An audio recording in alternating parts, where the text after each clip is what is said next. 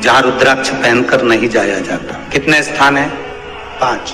और रुद्राक्ष को 5 स्थान पर पहनकर नहीं जाते, पर रुद्राक्ष के लिए वर्णन किया गया है कि रुद्राक्ष कब कब उतार कर उसको वापिस अभिमंत्रित करना चाहिए। 5 जगह पहनकर नहीं जाना चाहिए और रुद्राक्ष को अभिमंत्रित करना मतलब सीधा अमावस्या के दिन, पूर्णिमा के दिन, शिवरात्रि के दिन, श्रावण महीने के सोमवार को, प्रदोष के दिन, ये दिन आपके शरीर में जहां पर भी रुद्राक्ष है, आपके गले में अगर आप रुद्राक्ष पहने हो, आपके हस्त कमल में आप रुद्राक्ष पहने हो, आपने अपने पास में कहीं रुद्राक्ष रख रखा है, तो उस रुद्राक्ष को अमावस्या, पूर्णिमा, शिवरात्रि या श्रावण का सोमवार या प्रदोष आदि, इस दिन उस रुद्राक्ष को एक बार दूध में धोने के बाद उसमें थोड़ा सा सरसों का तेल अवश्य लगाना चाहिए। क्या होगा उससे? उससे होगा क्या? शिव महापुराण की कथा कहती है, महाराज रुद्राक्ष को दूध में धोने के बाद, स्नान कराने के बाद जल से स्नान कराया, थोड़ा सा सरसों का तेल लगा दिया। महाराज क्या मिलता है उससे? तो कहा उस रुद्राक्ष में बल प्राप्त होता है। कौन सा बल? जो शरीर के अंदर बीमारियां बढ़ती हैं, उस बीमारी को वो रुद्राक्ष धीरे धीरे समाप्त करना प्रारंभ कर देता है। पर एक और चीज याद रखना, जिस रुद्राक्ष के पानी को आप बीमारी के समय पर गलाकर पीते हो, उसमें सरसों का तेल नहीं लगाना, उसमें सरसों का तेल नहीं लगाना। उसको तो आप केवल स्नान कराओ दूध से, जल से, और फिर उसको गला दीजिए, उसका पानी आप पीना चालू कर दीजिए। जिसको बड़ी बीमारी होती है उसके लिए कल कथा में वर्णन किया रुद्राक्ष के जल। रुद्राक्ष का जल पिया जाता है शरीर के अंदर से रोग को, बीमारी को हटाने के, रोग बीमारी को समाप्त कर। तब 5 स्थान बता दिए, 5 जगह बता दी, 5 स्थान निश्चित कर दिए जहां पर रुद्राक्ष को पहनकर नहीं जाना। पहला, किसी की मृत्यु वाली जगह पर। दूसरा, जहां पर बच्चे का जन्म हुआ, मृत्यु आदि जगह पर सूतक लगती है, जहां बच्चे का जन्म लेता है वहां सावड़ लगती है। मतलब जीव जाने के बाद दुख का सूतक होता है, और बच्चा जब जन्म लेता है तो सुख की सावड़ रहती है। सुख की 2 स्थान।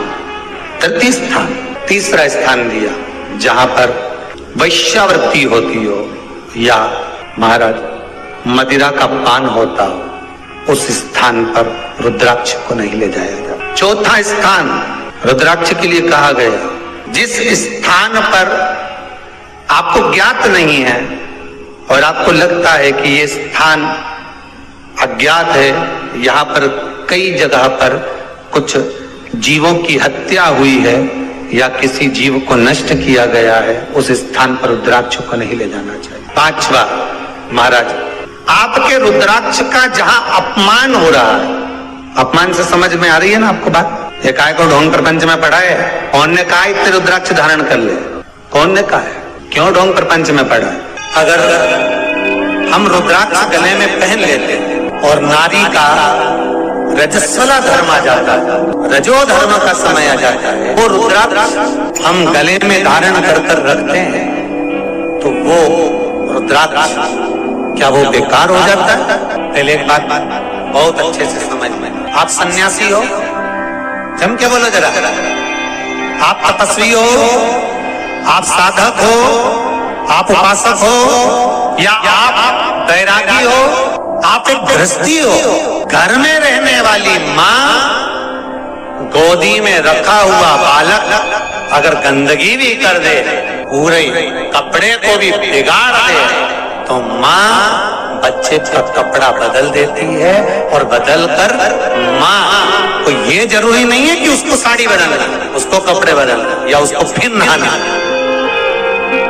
बच्चा जब गोदी में होता है तो माँ की गोद में कितनी बार भी गंदगी कर दे, फिर माँ अपने कपड़े बार बार नहीं बदलती, उसी कपड़े से काम करती रहती है, उसी कपड़े से सेवा करती रहती है, उसी कपड़े से भगवान का पूजन भी करेगी तो भगवान स्वीकार करेगा। क्योंकि मातृत्व के लिए, माँ के लिए, नारी के लिए छोड़ दिया गया है कि तुम और हाँ, आप अगर पूजन करने बैठ रही हो तो आपको ये 7 दिन पूजन नहीं करना। पर रुद्राक्ष अगर आप पहन रहे हो, रुद्राक्ष अगर आप धारण कर रहे हो और अपने जीवन की सार्थकता के लिए स्वीकार कर रहे हो, जैसे तुलसी की माला और रुद्राक्ष की माला गले में पड़ी रहती है, तो ये कंपनी का ट्रेडमार्क होता है कि तुम कौन सी ब्रांड के हो। ये कंपनी का ट्रेडमार्क है। तुलसी की माला पहनकर प्राण छूट गए तो वैकुंठ चले गए, और रुद्राक्ष की माला पहनकर प्राण छूट गए तो कैलाश धाम चले गए। ये कंपनी का ट्रेडमार्क। छोटे रुद्राक्ष की माला, छोटा जो रुद्राक्ष होता है उसकी माला, कैंसर का जो मरीज होता है, अगर वो फर्स्ट स्टेज का कैंसर भी है, छोटे रुद्राक्ष अगर अच्छे हैं, 3 मुखी से लेकर 5 मुखी, 7 मुखी, 9 मुखी, 11 मुखी छोटा रुद्राक्ष मिल जाए, उसकी माला अगर पानी में डाल दी जाए और उस पानी को वो मन का ही डाल दो, उसी का पानी थोड़ा थोड़ा कैंसर के मरीज को सुबह दोपहर शाम श्री शिवाय नमस्तुभ्यम का जाप कर कर, पंचाक्षर ओम नमः शिवाय का जाप कर कर, शंकर शिव का नाम लेकर, महाकाल बाबा का नाम लेकर, विश्वेश्वर विश्वनाथ का नाम लेकर, केदारेश्वर का नाम लेकर, 12 ज्योतिर्लिंग का स्मरण कर कर अगर वो आचमन करना प्रारंभ कर दे तो कैंसर रोग में भी आराम मिलना प्रारंभ। केवल आचमन ही नहीं करना है, अगर स्त्री है तो अपने उल्टे हाथ पर भी उस मनके की माला को लपेट सकती है। पुरुष है अपने राइट हैंड में उस माला को, अगर कैंसर से पीड़ित व्यक्ति है, रोग से बहुत पीड़ित व्यक्ति, उसको बल मिलता है, उसको पावर मिलता है, उसको एक एनर्जी, उसको एक तेज मिलता है रोग से लड़ने का। कई लोग कहते हैं महाराज जी रुद्राक्ष को सिद्ध कैसे करना चाहिए?